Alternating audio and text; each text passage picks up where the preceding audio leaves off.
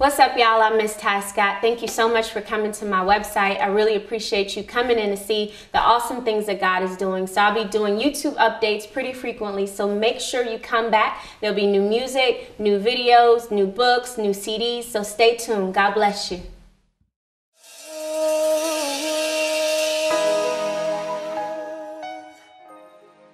Actually, it's a tie.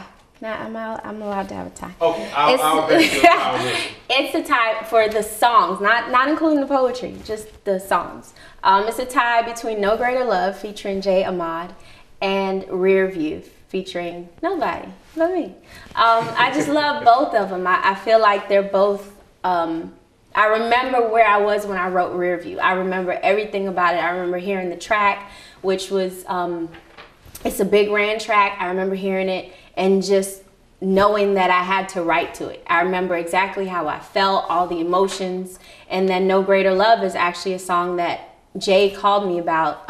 He had the hook and he wanted me to do a verse. And so after I recorded the verse and went home, he called me and said, "Hey, Ty, I think you should just do another verse." So I ended up doing 2 verses and he did 1. And he produced the track. I mean, dude is just amazing, his vocals. And it just, everything just meshed. So it's a tie between No Greater Love and Rear View. Those are my 2 favorite songs.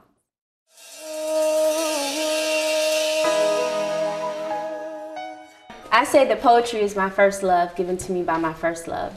And I was doing poetry way before I was rapping. I think that's what most people don't know. I learned how to rap. Today. I grew up listening to rap, and so I would mimic people, but really I learned how to rap from when I was in Platinum Souls, and Ricardo would lay his verse down and mine, and I would go in and do my verse over what he laid down, and then they'd take him out.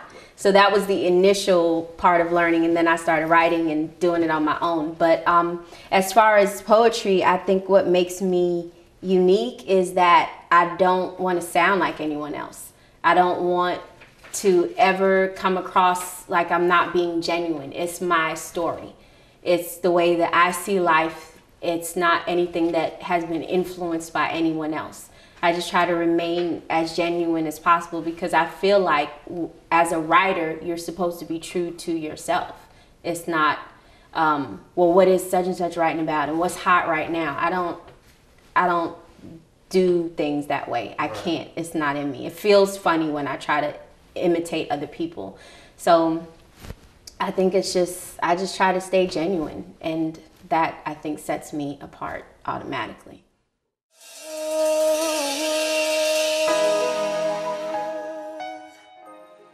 I like to eat. I know I'm really, can't really tell.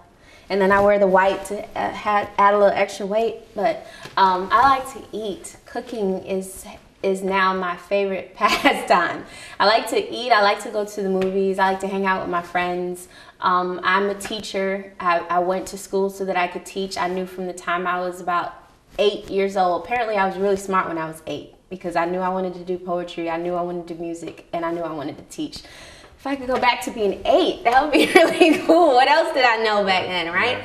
But I love to hang out with my friends and my family. I like to stay at home and just incubate, hibernate. I don't know what it is, but I love movies and I love to write. It's just in me, even when I don't feel like I have anything to write about. Somehow I end up writing, but I'm just a pretty simple person. Aww. I come from an island, you know, I like the breeze, I like the beach. I love to go to the beach. So, I don't know, I don't think there's really any, I think I'm pretty boring, actually. Really? I think I'm really quirky and I trip and fall over stuff, and sometimes I can't find the right words to say. I think that's why I know poetry is something God gave me, and rapping. Because sometimes I don't know what to say. I just have a loss for words, so, but I don't know. He uses the foolish things to confound the wise, and sometimes I feel pretty foolish. See?